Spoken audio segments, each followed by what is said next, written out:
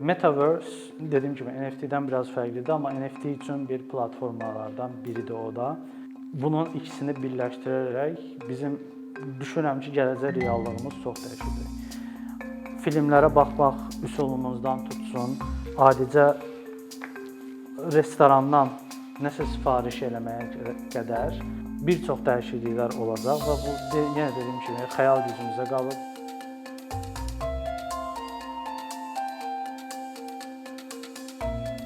Niyə birinci biz Metaverse və NFT-dən danışanda sosial mediadan başlayırıq? Çünki Metaverse sosial medianın məntiqi davamıdır. Necə? Əvvəllər 90-cı illərdə internet ictimai istifadəçilərə yeni açılanda forum dövrü idi və hələ təzə messengerlər yaranırdı və avatar, yəni ki, forumlarda və yaxud messengerlərdə istifadə etdiyimiz, bizi təmsil edən rəsmlər artıq yenidən geri qayıdıb. Ona görə də mən sosial media ilə haqqında bir tarixi bir məlumat vermək istəyirəm. Bu dövrdə hələ avatarlar başlayanda 95-ci il, 98-ci illərdə böyük bir hype yarandı ki, kommunikasiyanın yeni dövrüdür. Artıq biz oturduğumuz yerdən dostlarımızla kilometrlər arasında fərq olsa belə, kilometrlər fərqi olsa belə danışa biləcəyik. İndi isə bizim həyatımıza Metaverse girib. Metaverse əsasən çoxdan artıq planlanan bir məsələ idi. Amma gəlin birinci Metaverse nədir, ondan danışaq. Bizim chat otaqlarında gördüyümüz fərqli insanlar, fərqli nickname'lər, fərqli avatarlar, bunun daha təkmilləşmiş 3 ölçülü variantıdır, 3D variantı. Hazırda biz 2D-ni yaşayırıq. Necə yaşayırıq 2D-ni? Məsələn, bir xətt, burada bir adam və burada bir adam. Bu 2 ölçülü göstəricidə hal-hazırda bizim dünyamızın. Biz 3 ölçülü kainatda yaşadığımız üçün bu insanların arasında bir xətt olduğunu görürük. Amma bu belə deyim də, insanlar 2 ölçülü kainatda yaşadıkları üçün bu xəttdən o tərəfdə başqa bir insanın olduğunu xəbərdar deyirlər. Amma biz 3 ölçülü bir kainatda yaşadığımız üçün xəbərdarıq ki, burada bir xətt var, burada başqa bir insan var, burada da başqa bir insan var. Webdə də hal-hazırda 2 ölçülü webdəyik, belə deyək ki, qarşımızdakı insanın adını, soyadını filan və s. Görürük, biz onu təxmin edirik, inanırıq ki, bu əslində Nicatdır, bu əslində Aynurdur. Amma tamamilə başqa bir hesab ola bilər, hətta bot ola bilər, bizim bilmədiyimiz bir şey də ola bilər. Metaverse bizə internetdə 3 ölçülü kainatı gətirməyə, belə deyim, çalışır. Yəni ki, biz virtual reallıq eynəklərini taxaraq,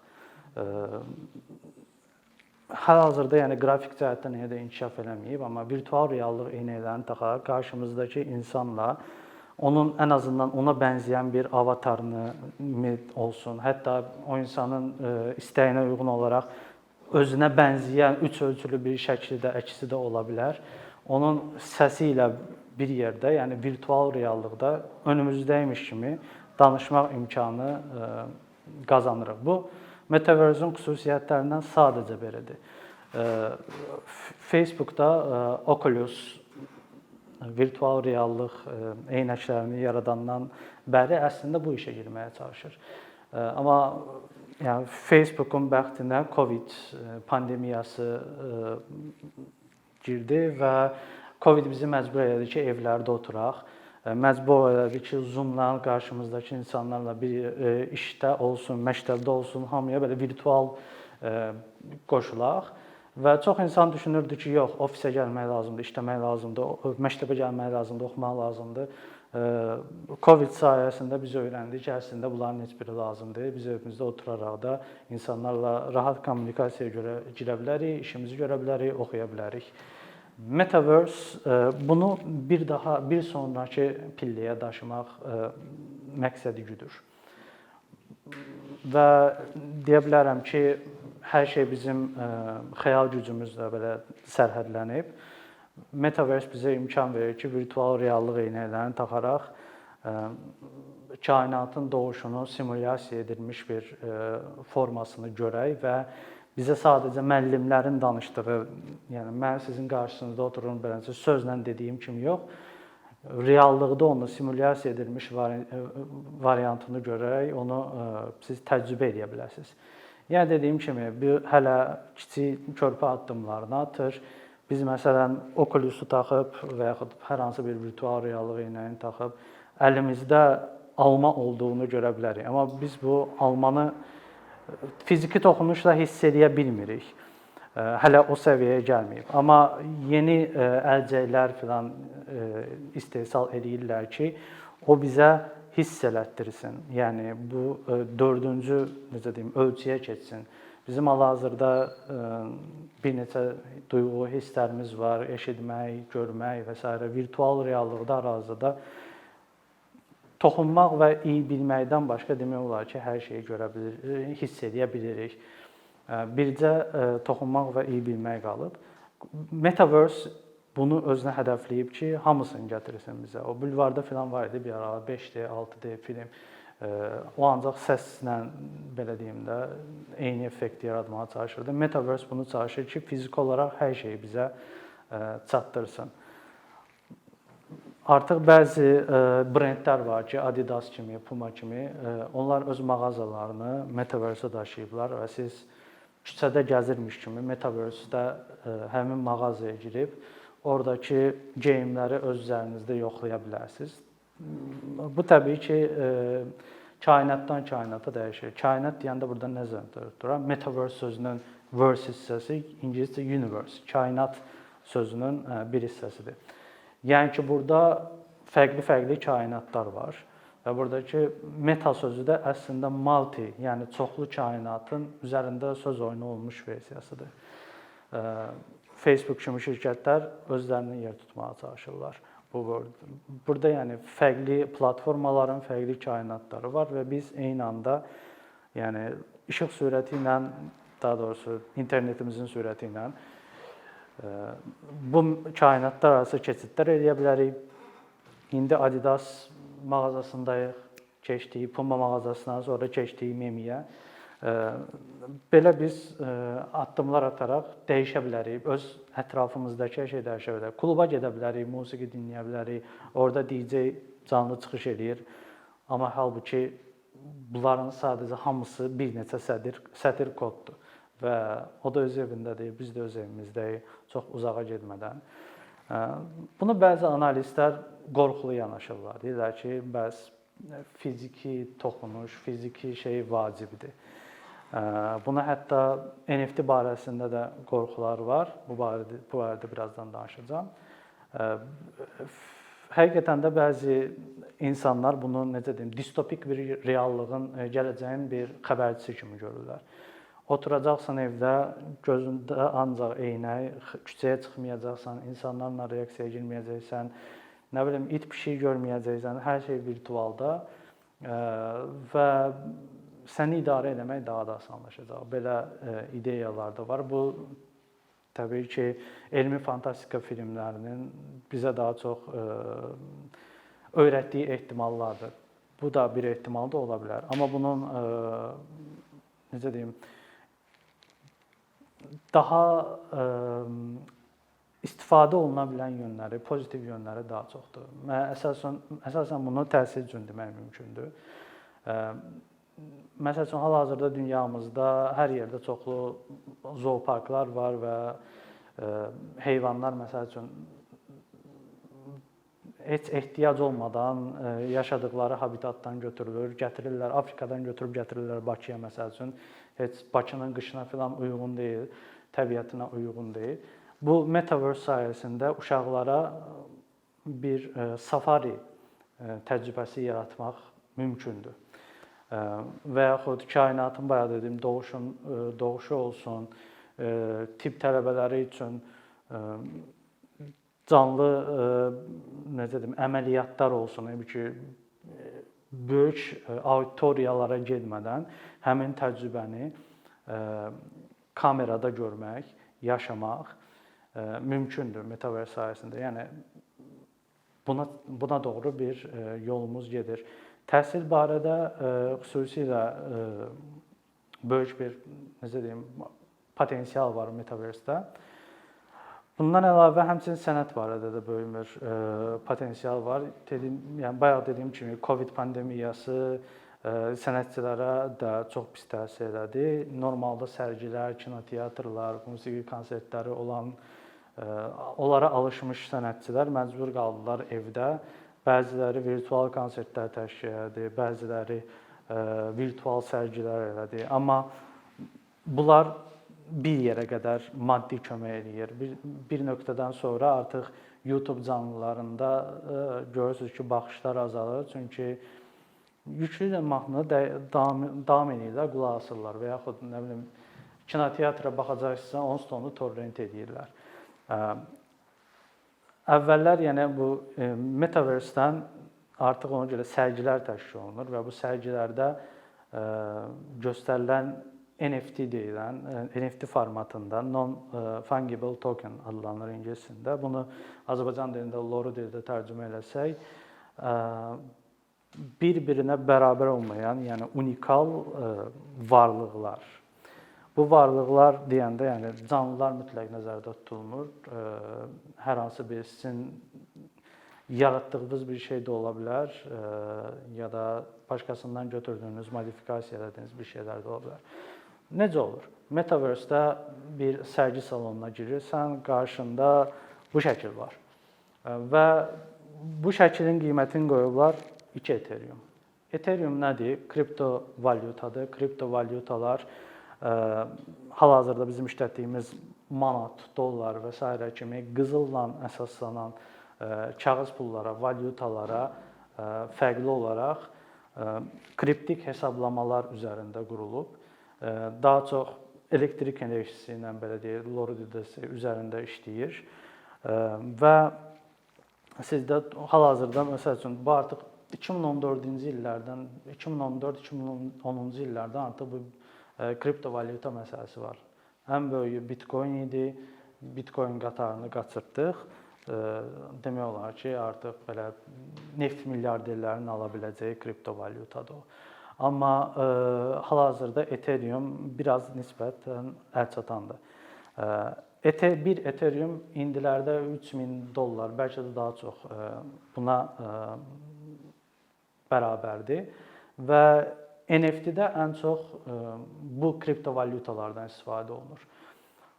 NFT və kriptonun əlaqəsi bundan ibarətdir. Başqa şeylərdə çox fərqlənirlər.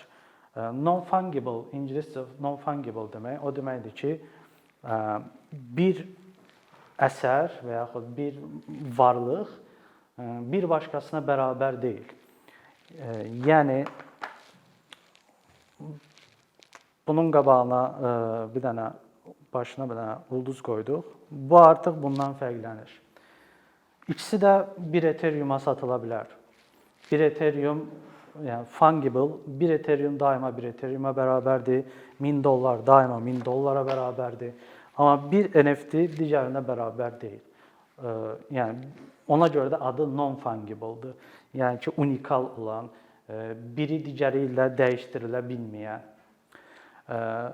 Ona görə də bəzi rəssamlar, artıq əsasən digital rəssamlardırlar, başlayırlar öz əsərlərini NFT formatında satmağa. Və auksionlar olur. Hətta siz satdığınızı daha sonra, aldığınızı bəlkə daha sonra daha yüksək qiymətə sata bilərsiniz. Bu günəcən maksimum belə ən böyük satış Beeple adında bir, mən Twitterdə izləyirəm, Beeple adında bir digital rəssamın əsərlərinin toplusu, kollajı olub. 5000 əsər. Hər gün bu adam 3D proqramlarından istifadə edir, 5000 əsər yaradıb.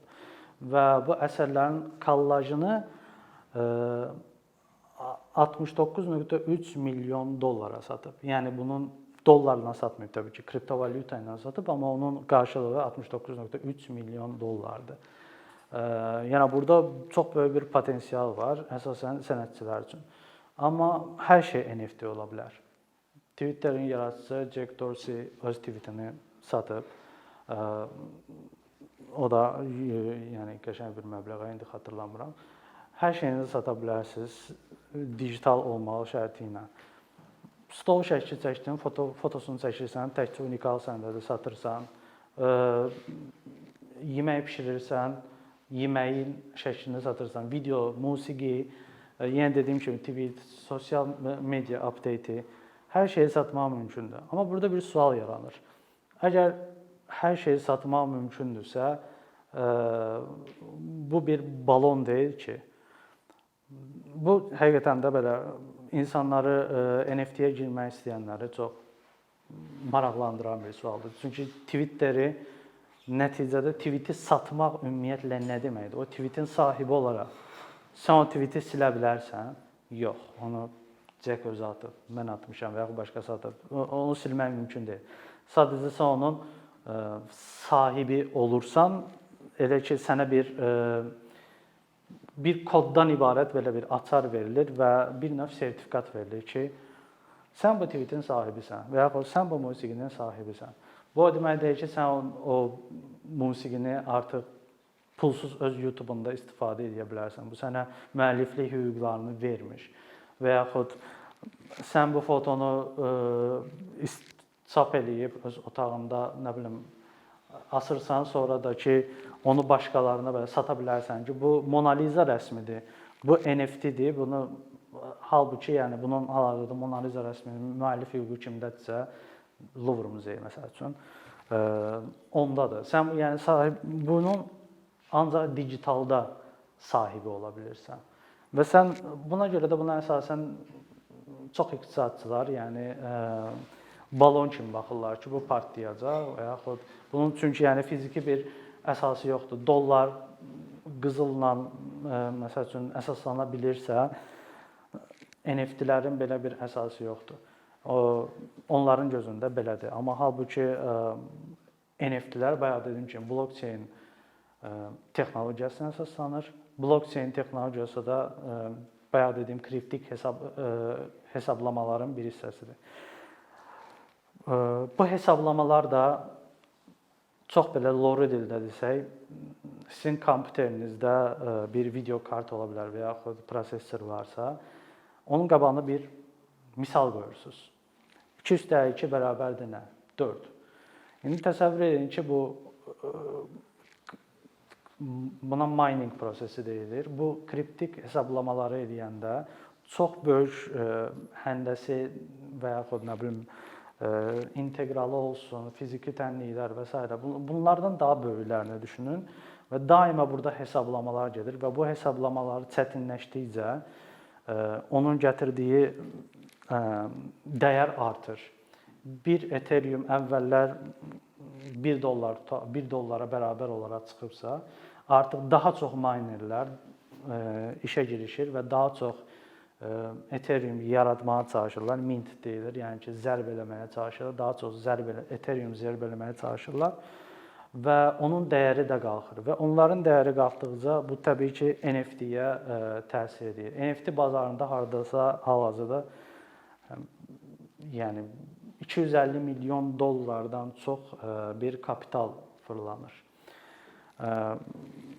Biraz aşağı-yuxarı baxanda sənət dünyası ilə, müasir sənət dünyası ilə demək olar ki, eyni şeydir. Mən tam ki, bunu bayaq çəkdiyim şeyi aparıb bir qalereyaya verib deyə bilərəm ki, mən $3 milyon satıram və kimsə pul yumaq üçün bu $3 milyon satdığım əsəri ala bilər, sonra onu xeyriyyə qurumuna verə bilər. O xeyriyyə qurumunda yəni vergidən qabağa düşmüş olar və s. Çox insan NFT-lərə ona görə pul yumaq üsulu kimi də baxa bilir. Yəni ki, qorxurlar ki, risklər var və NFT əgər hər şeyi sata bilərsənsə, səni nə qaranti edir ki, bəs sən burada necə deyim? Türklər nə deyirlər ona? Bir dəqiqə unutdum. Nəysə də səni aldatmayacaqlar. Səni yəni kazıqlanmayacaqsan da və bunun həqiqətən də bir şey yoxdur. Qarantiyası yoxdur. Sadəcə necə deyim, bazara güvənməlisən. NFT almaq prosesi də necədir? Bunun üçün yəni sırf bu saxtakarlıq şeyləri, halları azalsın deyə kripto platformalar olur. Hansı ki, platformalarda sən kriptovalyuta alıb sata bilirsən. Və bir çox platformalara, həmin platformalara qeydiyyat əsasən şəxsiyyətin təsdiqi ilə olur. Məsəl üçün, mən qeydiyyatdan keçdiyim platformada məndən tələb edirlər ki, şəxsiyyət vəsiqəmi üzümün yanında tutum, beləcə selfie çəkim göndərim ki, bu həqiqətən bu mənəm. Və hal-hazırda həmin hesabdan istifadə edərək mən başqa bir NFT platformasına girib, yəni oradan əlaqələrini qurmalıyam və orada mütləq two-factor authentication deyilən Google Authenticator və yaxud başqa Microsoft Authenticator istifadə edilmiş telefonda SMS-lə belə olur. Bir yoxlanış prosesindən keçirsən, ancaq ondan sonra platformaya daxil ola bilirsən və bu platformalarda bunu aldınsa, bu NFT-ni aldınsa, təsdiqləməlisən bu biri hesabından sənin bir cib wallet deyirlər ingiliscə, bizə pul qabın olur da, belə şey desək, pul qabına gəlir və hər şey o pul qabında olur. Bu virtual da ola bilər, amma çox insanlar flaşkada saxlayırlar. Hətta belə bir hal olmuşdu ki, Bitcoin-in ilk təzə ortaya çıxdığı vaxtlarda bir nəfər 5 Bitcoin-i öz USB-sində saxlayırdı. Sonra illər sonra USB-sini tapıb, amma parolu unudub. Təsəvvür edin, bunun cibində $1 milyon çox pul var indi, amma o istifadə edə bilmir. Və çox yəni kompleksləşdiriblər saxtakarlığı minimala endirmək üçün. Buna rəğmən yenə də hacking prosesləri olur. Yəni ehtimal azdır, amma yenə də hacking prosesləri olur. Bu da necə olur? Yenə eyni şəkil arasından gedirəm. Təsəvvür edin ki, bu NFT satır və burada da NFT alır. Platformalar bu iki satan və alan arasında bir smart kontrakt deyilən bir müqavilə hazırlayırlar. Bu smart kontrakt müqavilələri hər platformalarda fərqlidir və bəzi platformalarda kodlaşdırılması yaxşı olmadığı üçün bir hacker araya girib bu smart kontrakt zamanı araya girib bunun profilində olan indiyəcən aldığı bütün NFT-ləri öz hesabına köçürə bilər və yaxud bunun satdığı NFT-ləri öz adından satıb pulu öz hesabına köçürə bilər. Belə. Bu amma çox necə deyim, nadir hallarda olur və olanda da çox böyük pullar mövzu olur burada. Ona görə də platformalara önəm vermək lazımdır. Google-da belə axtarış eləyin görün ki, ən güvənilən, ən təhlükəsiz, belə deyim də, kripto icma ən təhlükəsiz platformanı hansı sayır, onlara baxmaq lazımdır. Və ən əsası Ethereum üzərindən olan platformaların çoxunda belə bir şey də var ki, NFT satmağa başlamamışdan əvvəl almalısınız. Və bunu ona görə eləyirlər ki, yəni siz də necə deyim, prosesə qatqı eləmiş olasınız və bazar fırlansın və bir də platformada oradan öz necə deyim, komissiyasını götürsün. Çünki hər alış-verişdə bir platformanın oradan bir komissiyası olur. Bundan əlavə NFT-nin başqa bir xüsusiyyətində danışım. Bir NFT satıcısı tutalım ki, bir əsər yaradır və bu əsərin bir adama satmaq istəmir və yaxud qiyməti o qədər çoxdur ki, bunu bir adam ala bilməz. Mümkündür ki, bu əsərin təkcə bu hissəsini satsın. Başqası gəlir bu hissəsini alır, başqası daha böyük hissəsini alır. Başqası içəridəki bu dairəni alır deyib pulum ona çatır. NFT-nin bu xüsusiyyəti odur ki, təsəvvür edin ki, Mona Lizanı alırsınız və Mona Lizanın ancaq gözləri sizindir. Amma yenə də o gözləri sata bilərsiniz daha böyük qiymətə. Ona görə sənətçilər üçün, musiqiçilər üçün çox böyük bir necə deyim, imkandır hal-hazırda bu. Coviddən sonrakı burada böyük bir pul, yəni böyük bir bazar dönür. Bunun riskinə girmək artıq sizə qalıb. Yəni siz tutalım ki, girdiniz NFT-yə və ora yatırım elədiniz $50 və gördünüz ki, sizin indiyəcən tranzaksiyada itirdiyiniz pullar $50-dan da çox olub, $80 olub, siz qazanmısınız 50, yəni girdiyiniz qədər 50 qazanmısınız. 50 ilə girib belə 50 ilə qayıtmısınız geriyə. Belə bir risk də mövcuddur. Bu artıq yəni sizin öz üzərinizə qalıb və şikayət zad edə bilməzsiniz ki, niyə belədir? Çünki bazar qiymətləri özü təyin edir. Bir də ki, platformaların riskləri də var. Bu düzdür, kripto platformalarda bu aralar daha çoxdur. Ən çox da Türkiyədə görmüşəm. Tutalım, mən hal-hazırda istifadə etdiyim kripto platformaya girmişdim $60. Bir ara qalxdı, Solana falan aldım, kripto valyutalardan birini. Qalxdı $120, dedim ki, ayna zor. İndi bu gün təzədən baxıram, görürəm ki, $80 enib. Və bu dəqiqə indi bu platforma serverin razıqasını çıxartdı, çıxdı etdi və oradakı NFT-lərin hamısı itir. Yəni qaldı oradakı serverdə və bu blockchain-dən də çıxır. Belə bir risk var və Türkiyədə bəzi platformalarda belə olub. Yəni ki, təkcə NFT-lərdə yox, əsasən kripto platformalarda adamlar var, yatırım eləyiblər, alıblar 5 Ethereum və yaxud 10 Solana, hətta 2 Bitcoin alanlar vardı ki, adam birdən-birə çıxdı dedi ki, bizim hal-hazırda platformamızda texniki nasazlıqlar baş verir, buna görə üzr istəyirik, tezliklə düzələcək. Səhərsi gün görüblər ki, bəs Argentinadan Instagramda story atıb ki, bəs sağ olun. Yəni belə risklər də var. Bu tamamilə sizin üzərinizə düşür. Amma NFT-nin əsas məntiqi budur. Metaverse, dediyim kimi, NFT-dən biraz fərqlidir, amma NFT üçün bir platformalardan biridir o da.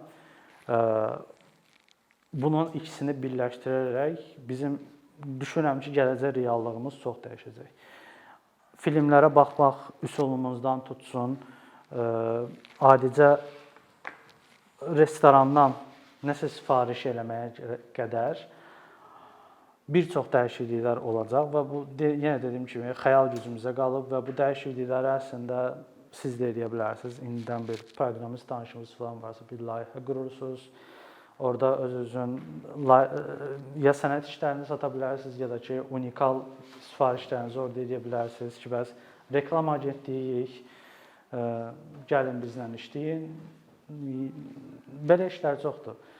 Amma mən yəni şeyi nəzərdə tutmuram da, o dövlət idarələri deyirlər ki, nə bilim, iclasımızı ilk dəfə Metaverse-də keçirdik, su təchizatı, JEX-lar filan. Mən onları nəzərdə tutmuram. Yəni Metaverse belə şeylər üçün çox da yəni belə çat otağından fərqlənmir də, bu sırf bu məqsədlər üçün olanda. Amma ki Metaverse-in əsas məntiqi budur və çox böyük risklər var. Bu risklərə də belə deyim də, böyük pullarla girən insanın böyük pullar qazanmaq ehtimalı daha çoxdur. Həmin məntiqlə işləyir. Mən bayaq dediyim kimi $60 girmişəm. Yəni mənim milyon dollara qalxmaq şansım çox azdır. Maksimum 120-yə qalxa bilərəm də, belə o tərəfə getmiş. Burada da eyni məntiqdir. NFT bayaq dediyim kimi elə platformalar var ki, NFT almadan da sata bilərsiniz, amma o platformalara çox adam etibar eləmir. Yenə dediyim kimi təhlükəsizlik və aldatma məsələsi olduğu üçün əsasən Ethereum blockchain-də işləyir və satıcı insanlardan çox belə deyim əmin olmalısınız. Bu arada bəzi NFT işinə girənlər görmüşəm, Twitterdə filanlar var idi, artistlər var idi ki, inana bilmirdilər ki, düzəltdikləri NFT-nin JPEG faylı kimi sağ klik edib save as fayla yükləyib, sonra harasa profilə zada qoymaq olur. Da buna inanmırdılar. Dedilər, necə yəni bu müəllif hüquqlarının pozuntusudur? Yox. Yəni NFT olaraq aldığınız bütün fayllar sağ klik edib endirilə bilər. Və hətta bir İsveçli hacker bunun NFT-nin balon olduğunu sübut eləmək üçün Pirate Bay-ə oxşayan bir şey yaratmışdı. NFT Bay deyə bir sayt yaratmışdı. Oradan 13 terabayt ölçüsündə NFT-lərin hamısını endirə bilirdiniz.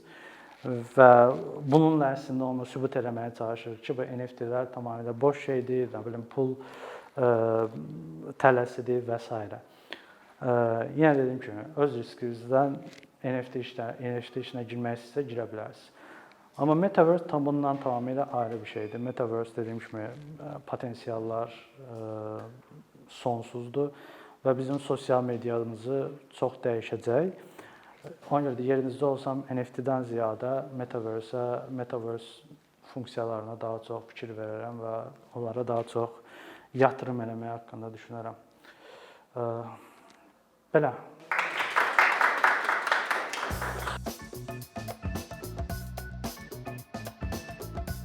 Bir neçə ildir ki, əkinçi olaraq Azərbaycanlı izləyicilərin hər zaman faydalana biləcəyi, keyfiyyətli və ən əsas ödənişsiz kontent hazırlamağa çalışırıq. İndiyədək təqdim etdiyimiz onlarla animasiya və yüzlərlə çəkilişlər tələbələrin, mütəxəssislərin, müəllimlərin və ümumiyyətlə yeni mövzulardan xəbərdar olmaq istəyən çox sayda insanın marağına səbəb olub.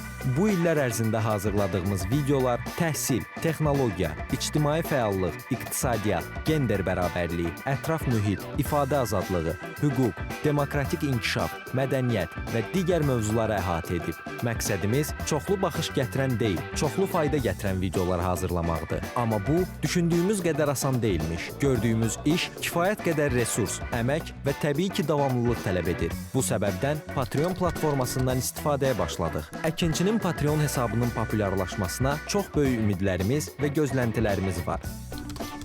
Bəziləriniz Patreon haqda ilk dəfə eşidirsiniz. Əslində, çox sadə izahı olan bir platformadır. Təsəvvür edin ki, siz rəssam və ya musiqiçisiniz. Sosial şəbəkələrdə sizi izləyən, işinizi bəyənən çox sayda insan var. Patreon platforması sizə imkan verir ki, izləyicilərinizin könüllü aylıq ödənişləri sayəsində işinizi davam etdirəsiniz. Sərgi, konsert zallarından asılı qalmayasınız. Amma bu, təkcə rəssam və musiqiçilərə aid deyil. Məsələn, əkinçiyə bənzər fəaliyyətlə məşğul olan bəzi layihələrin 10 minlərlə patronu var.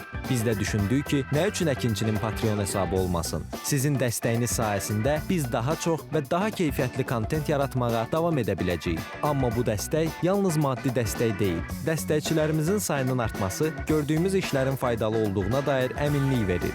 Patreon platformasından istifadə çox sadədir. Hesabınızı açırsınız, sizə uyğun dəstək növünü seçirsiniz və Patreon özü hər ayın ilk günü kartınızdan seçdiyiniz dəstək növünə uyğun ödəniş tutur. Bu qədər. Sonda onu demək istəyirik ki, dəstəkçilərin sırasına qoşulmaq istəyən, amma məhdud imkana görə bunu edə bilməyənlər narahat olmasın. Daha öncə dediyimiz kimi, bizim əsas məqsədimiz daha çox insanın hər zaman faydalana biləcəyi keyfiyyətli və ödənişsiz kontentin yaradılmasıdır. Bunun üçün mütləq patronumuz olmalısınız deyə məcburiyyət yoxdur. Amma imkanınız patron olmağa çatırsa və bizim işimizi bəyənirsinizsə, patronlarımızın sırasına qoşulmağınız bizim üçün çox önəmlidir.